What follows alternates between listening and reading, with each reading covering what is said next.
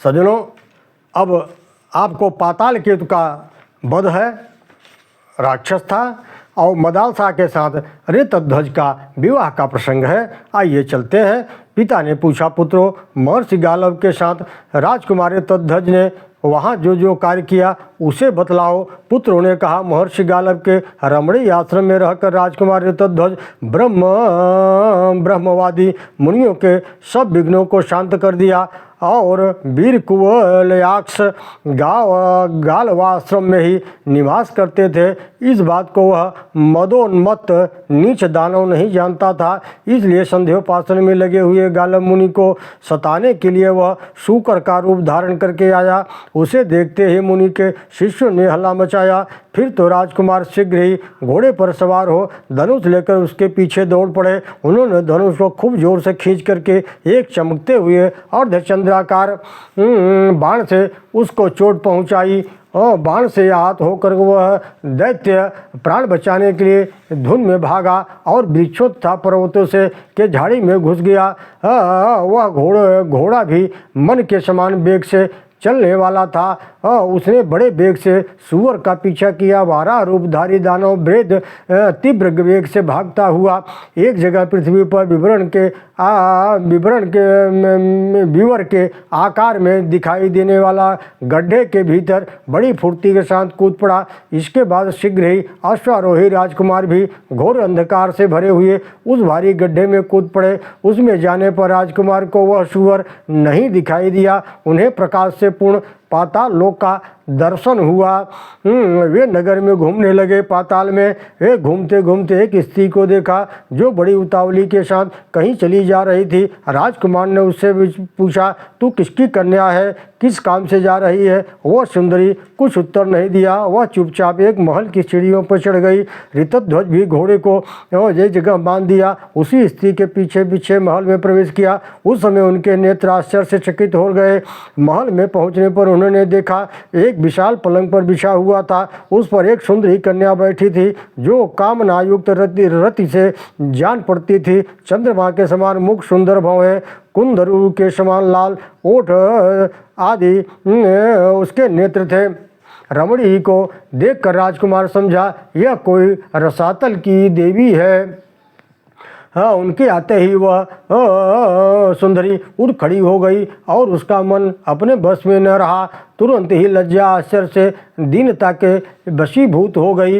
ये कौन है? देवता, यक्ष, गंधर्व, नाग अथवा विषाधर तो नहीं आ गए, या इसमें से कोई परमात्मा पुण्यात्मा मनुष्य तो नहीं है? ये विचार करके लंबी सांस ली और पृथ्वी पर बैठकर सहसा मूर्छित हो गई। राजकुमार को कामदेव के बाण का आघात सा लगा। फिर धैर्य धारण करके उन्होंने उस तरुणी को आश्वासन दिया और कहा, डरने की आवश्यकता नहीं है। राजकुमार ने आश्वासन देकर उससे मूर्छा का कारण पूछा। तब वह बाला कुछ लज्जित हो गई। उसने अपनी सखी को सब बात बता दी। फिर उस सखी ने उसकी मूर्छा का सारण कारण जो राजकुमार को देखने से ही हुई थी विस्तार पूर्वक कह सुनाया। वह स्त्री बोली, देवलोक में विश्वावसु नाम के प्रसिद्ध एक गंधर्वों के राजा हैं। यह सुंदरी उन्हीं की कन्या है। इसका नाम मदालसा है। वज्रकेतु दानव का एक भयंकर पुत्र है जो शत्रुओं का नाश करने वाला है। वह संसार में पाताल केतु के नाम से प्रसिद्ध है। उसका निवास स्थान पाताल के भीतर है। एक दिन वह मदालसा के पिता के उद्यान में मदालसा उद्यान में घूम रही थी। उसी समय उस दुरात्मा दानव ने विकारमयी माया फैला करके असहाय बालिका को हर लिया। उस दिन मैं इसके साथ नहीं थी। सुना है आगामी त्रयोदशी को वह असुर इसके साथ विवाह करेगा। अभी कल की बात है। यह बेचारी आत्महत्या करने जा रही थी। उस समय कामदेव ने आकर आश्वासन दिया, बेटी यह नीच दानव तुम्हें नहीं पा सकता। महाभागे मृत्युलोक में जाने पर इस दानव को जो अपने बाणों से बीध डालेगा, आहत करेगा, वही तुम्हारा पति होगा। बहुत शीघ्र सुयोग तुम्हें प्राप्त होने वाला है। यह कहकर सुरभि देवी अंतर्ध्यान हो गई। मेरा नाम कुंडला है। मैं इस मदालसा की सखी, विंध्यवान की पुत्री और वीर पुष्कर माली की पत्नी हूँ। सुम ने मेरे स्वामी को मार डाला। तब से उत्तम व्रतों का पालन करते हुए दिव्य गति से भिन्न भिन्न तीर्थों में विचरित रहती हुई अब मैं परलोक सुधारने में लगी हूँ। दुष्ट आत्मा पाताल केतु आज वाराह का रूप धारण करके मृत्यु लोक में गया, शून्य में आया है। वहाँ मुनियों की रक्षा के लिए किसी ने उसको अपने बाणों का निशान बनाया है। मैं इस बात को ठीक पता लगाने के लिए ही गई थी। पता लगा तुरंत लौटी। सचमुच ही किसी ने उस अधम दानव को बाणों से बीध डाला है। ये मदालसा के मूर्छित होने का कारण सुनिए। आपको देखते ही आपके प्रति इसका प्रेम हो गया, किंतु यह पत्नी होगी किसी और की, जिसने इस दानव को अपने बाणों का निशाना बनाया है। यही कारण है इसको मूर्छा आ गई। अब तो जीवन भर इसे दुख भोगना पड़ेगा, क्योंकि इसके हृदय में प्रेम तो आप में है, पति कोई और। सुरभि का वचन कभी अन्यथा नहीं हो सकता। मैं तो इसी के प्रेम में दुखी होकर यहाँ चली आई, क्योंकि मेरे लिए अपने शरीर में और सखी में कोई अंतर नहीं है। यदि यह इच्छा के अनुसार किसी वीर पति को प्राप्त कर लेती है तो मैं निश्चिंत होकर के तपस्या में लग जाती। कुवलयास ने कहा, धर्मज्ञ तुमने जो यह सब पूछा, आप कौन है और कहाँ से आए हैं, तो उत्तर सुनो। मैं आरंभ से ही अपना सब समाचार बतलाता हूँ। हे सुबह, मैं राजा शत्रुजित का पुत्र हूँ और पिता की आज्ञा से मुनियों की रक्षा के लिए महर्षि गालव के आश्रम पर आया था। वहाँ मैं धर्मपरायण मुनियों की रक्षा करता था, किंतु मेरे कार्य में विघ्न डालने के लिए कोई दानव शूकर का रूप धारण करके आया। मैंने उसे अर्धचंद्राकार बाण से बीध डाला। मेरे बाण की चोट खाकर वह बड़े वेग से भागा। तब मैंने भी घोड़े पर सवार होकर उसका पीछा किया। फिर सहसा वह बारह एक गड्ढे में गिर पड़ा और मेरा घोड़ा भी उसमें कूद पड़ा। मैंने पूछा भी, किंतु तुम्हें आते हुए मैंने देखा था। मैंने तुमसे पूछा, तुम कौन हो? तुमने उत्तर नहीं दिया। फिर मैं तुम्हारे पीछे पीछे सुंदर महल में आया। मैंने सच्ची बात आपको बता दी। मैं देवता, दानव, नाग, गंधर्व अथवा किन्नर नहीं हूँ। देवता तो मेरे पूजनीय है। हे कुंडले, मैं मनुष्य ही हूँ। तुम्हें इस विषय में कोई भी संदेह नहीं करना चाहिए। यह सुनकर मदालसा को बड़ी प्रसन्नता हुई। उसने लज्जित होकर अपने सखी के सुंदर मुख को देखा, किंतु कुछ बोल न सकी। उसकी सखी ने फिर प्रसन्न होकर कहा, वीर, आपकी बात सत्य है, इसमें संदेह की कोई स्थान नहीं है। आपने ही उस नीच दानव का वध किया है। भला गो माता सुरभि मिथ्या कैसे कहेंगी? मेरी यह सखी बड़ी भाग्यशालिनी है। आपका संबंध पाकर यह धन्य हो गई। हे वीर, जिस कार्य को विधाता ने ही रचा है उसे अब तुम भी पूर्ण करो। कुंडला की बात सुनकर राजकुमार ने कहा, मैं पिता के अधीन हूँ। उनकी आज्ञा के बिना इस गंधर्व राजकन्या से किस प्रकार विवाह करूँ? कुंडला बोली, नहीं नहीं, ऐसा न कहिए। यह देवकन्या है। आपके पिताजी इस विवाह से प्रसन्न होंगे, अतः इसके साथ अवश्य विवाह कीजिए। राजकुमार ने तथास्तु कहकर उसकी बात मान ली। तब कुंडला ने विवाह की सामग्री एकत्रित करके अपने गुरुकुल तंबूर का स्मरण किया। ये समिधा और कुशा लेकर के तत्काल वहाँ पहुँचे। मदालसा के प्रेम और कुंडला के गौरव रखने के लिए उन्होंने अपने में विलंब नहीं किया। वे मंत्र के ज्ञाता थे।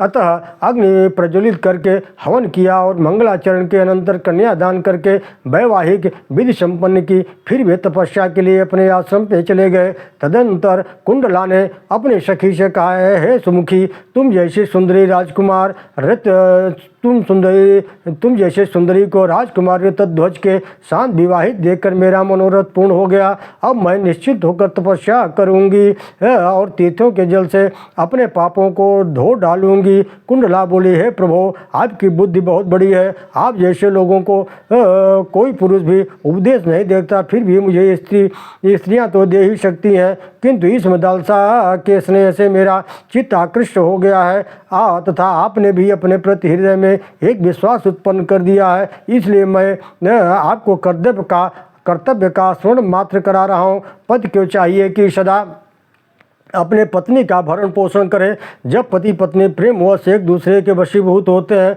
तब उन्हें धर्म, अर्थ, काम तीनों की प्राप्ति होती है, क्योंकि त्रिवर्ग की प्राप्ति पति पत्नी दोनों के सहयोग पर ही निर्भर है। राजकुमार स्त्री की सहायता लिए बिना पुरुष किसी देवता, पितर, मृत अतिथियों का पूजन नहीं कर सकता। मनुष्य जब पतिव्रता पत्नी की रक्षा करता है, तब वह पुत्रोत्पादन के द्वारा पितरों को, अन्न आदि अतिथियों को और पूजा अर्चा के द्वारा देवताओं को प्रसन्न करता है। स्त्री भी पति के बिना धर्म, अर्थ, काम एवं संतान नहीं पा सकती। इसलिए पति पत्नी दोनों के सहयोग पर ही त्रिवर्ग का सुख निर्भर करता है। यूँ कहकर कुंडला अपनी सखी को गले से लगाया और राजकुमार को नमस्कार करके वह दिव्य गति से अपने अभीष्ट स्थान को चली गई। ऋतध्वज ने मदालसा को अपने घोड़े पर बिठाया और पाताल लोक से निकल के जाने की तैयारी करने लगा। यह बात दानवों को मालूम हो गई। उन्होंने सहसा कोलाहल मचाना आरंभ किया। पाताल के जिस कन्या रत्न को स्वर्ग से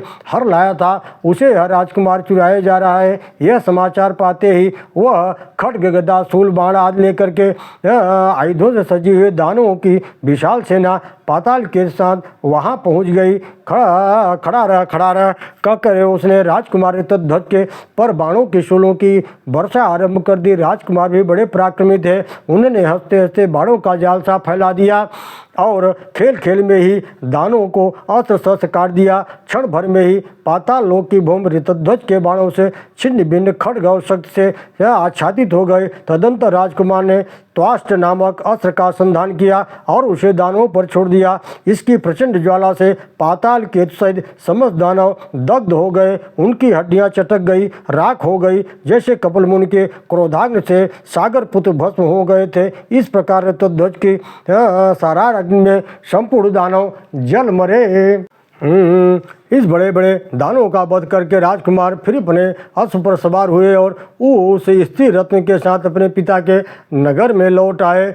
पिता के चरणों में प्रणाम करके उन्होंने पाताल में जाने, कुंडला के दर्शन होने, मदालसा को पाने और दानवों से युद्ध करने आदि का सब समाचार सुना दिया। यह सुनकर पिता को बड़ी प्रसन्नता हुई। उन्होंने पुत्र को छाती से लगाकर कहा, बेटा तुम सुपात्र और महात्मा हो। तुमने मुझे तार दिया क्योंकि तुम्हारे द्वारा उत्तम धर्म का पालन करने वाले मुनियों को भय से रक्षा हुई है। मेरे पूर्वजों ने भी अपने कुल को यश से विख्यात किया है। मैंने उस यश को फैलाया था और तुमने अनुपम पराक्रम करके उस यश को और भी बढ़ा दिया है। पिता ने जो यश, धन अथवा पराक्रम प्राप्त किया हो, उसे जो काम नहीं करता वह पुत्र मध्यम श्रेणी का माना गया है। जो अपनी शक्ति से पिता की अपेक्षा भी अधिक पराक्रम दिखाए उसे विद्वान पुरुष श्रेष्ठ पुत्र कहते हैं। किंतु जो पिता द्वारा उपार्जित धन, वीर्य और यश को अपने समय में घटा देता है